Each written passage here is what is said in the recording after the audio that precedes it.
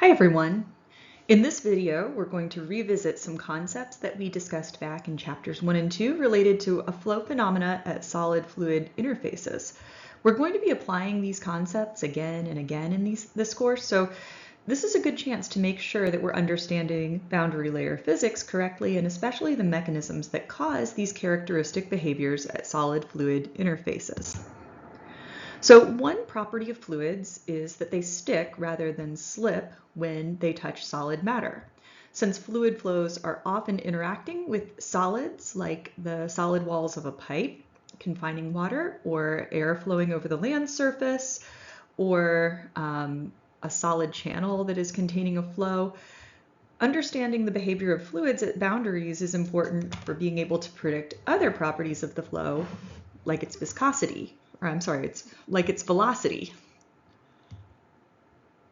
So even before taking this class, if we had a fluid that was flowing in a domain where I've got X and Y like this, and I had a flow moving in the X direction, so with velocity U, like this one, and my flow ran into some kind of solid wall, like this, we would know implicitly that right at the wall, the velocity locally would become 0. We know that a fluid can't flow through a solid, so it's got to go kind of around that solid, and the flow would not be able to pass through, it would have to go around.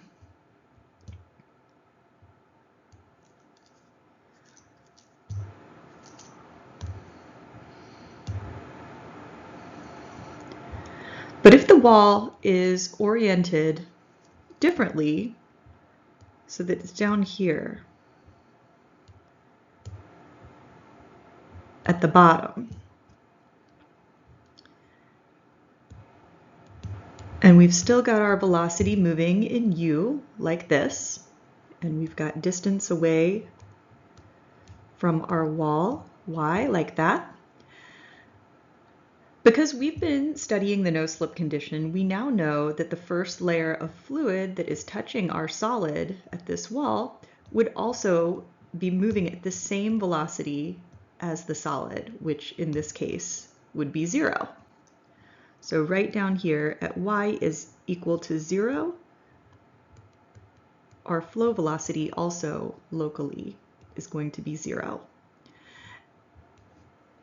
And then the next layer of fluid above that first layer that's sticking to the solid would be able to move a little bit faster.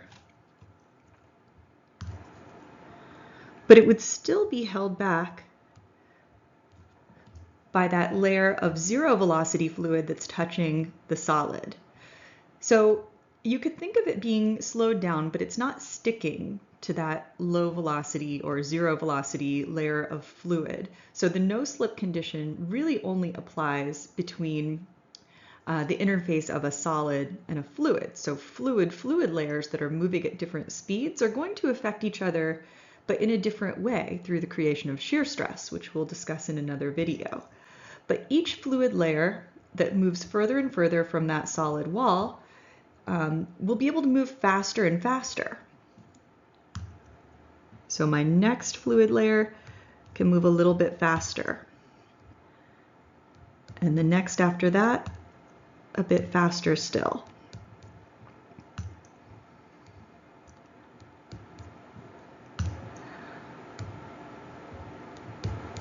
Until eventually, my fluid is moving at the free stream velocity, where it's no longer feeling the effects of the boundary below it.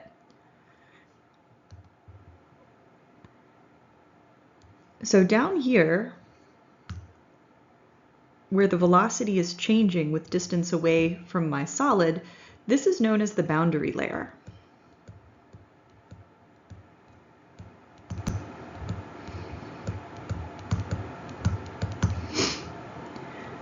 Whereas up here in this region, where the velocity is not changing with distance away from the wall, we refer to this as the free stream.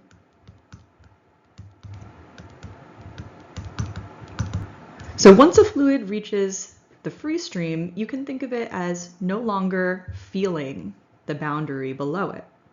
So we've effectively divided our flow into two different flow domains, the free stream above and the boundary layer below. Now in the free stream, the magnitude of velocity is u.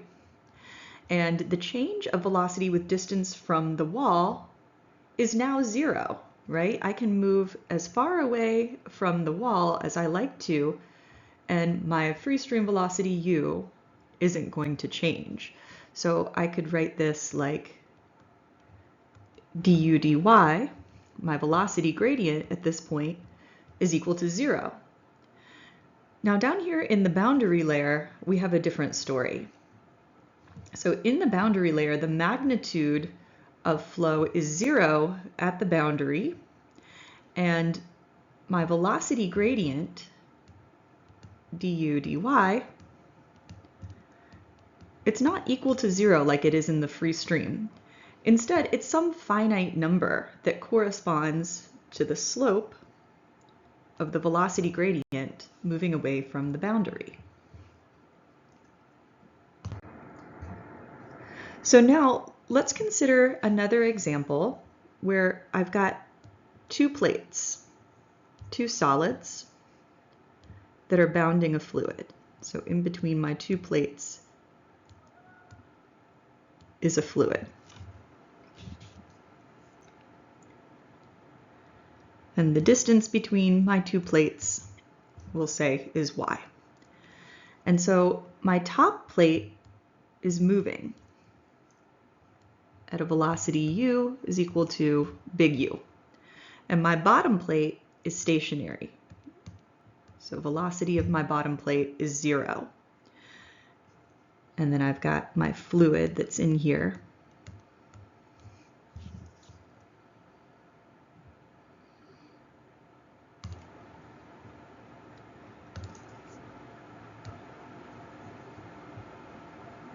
I'll make my fluid yellow.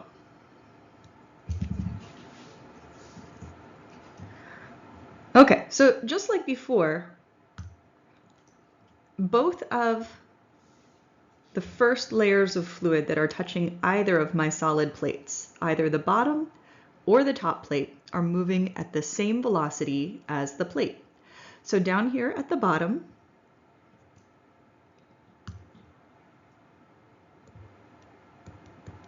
my velocity locally is 0 because my bottom plate is moving at velocity 0.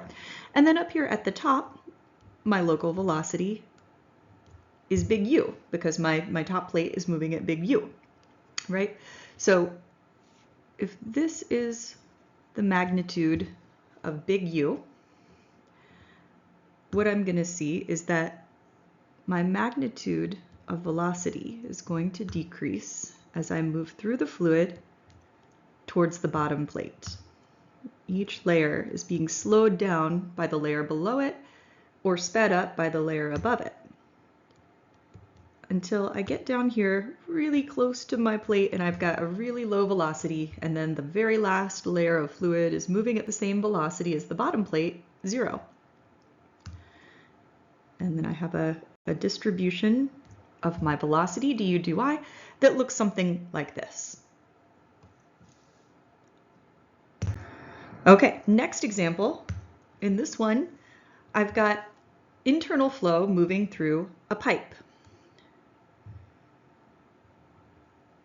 So here's my pipe section.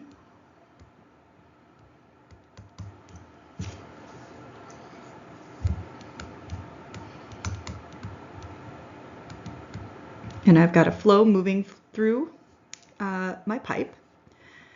And my pipe isn't moving. None of the walls of my pipe are moving. They're all stationary, right? So up here, the velocity is 0. And down here, the velocity is 0. All the way around the circumference of my pipe, the velocity of those pipe walls is 0. And so the very first layer of fluid that is touching my pipe walls all the way around my pipe is going to be moving at 0 velocity, right? The same as my pipe. And then the next fluid layer next to that can move a little bit faster. The next layer can move a little bit faster still, and so on.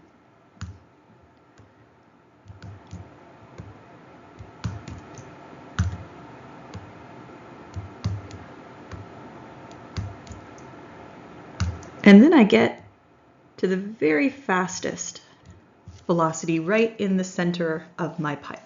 So in the center of the pipe, my velocity is equal to U max, the maximum flow speed inside of my pipe.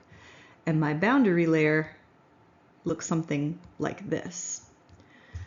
Now I'm drawing it in 2 dimensions here, but you have to picture this in 3 dimensions. So all around the outside of my pipe, if I look at it in a cross section like this,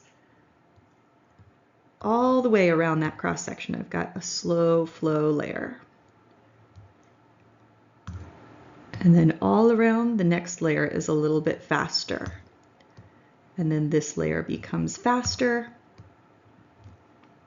And then here in the middle, this is my high speed core where my velocity is maximized because it's as far away from the boundary as I can get.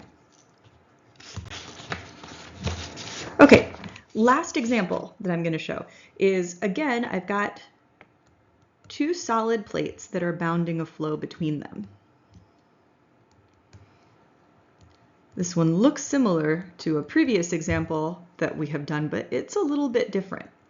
Now, in this case, my top plate is moving to the right at a speed of little u is equal to big U, and then my bottom plate is moving to the left at a speed of u is equal to negative big U. So exact same velocities, different directions. And then I've got my fluid in between these 2 plates like that. Okay, so now what's going to happen? Well, my very first layer of fluid on either pipe is going to be moving at the same speed, big U, right? It has to move at the same speed as the solid that it's touching. And down here, I get the same thing happening. Down here, my first layer of fluid touching the bottom plate is moving at the same magnitude, big U, but in an opposite direction.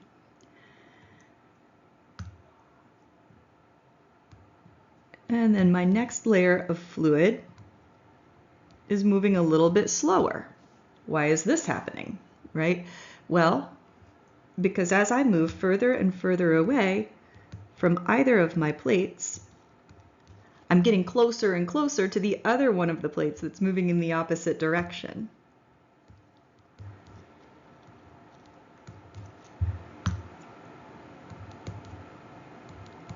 Until I get to a place in the middle where the 2 velocity profiles can meet, and this is where U is equal to 0.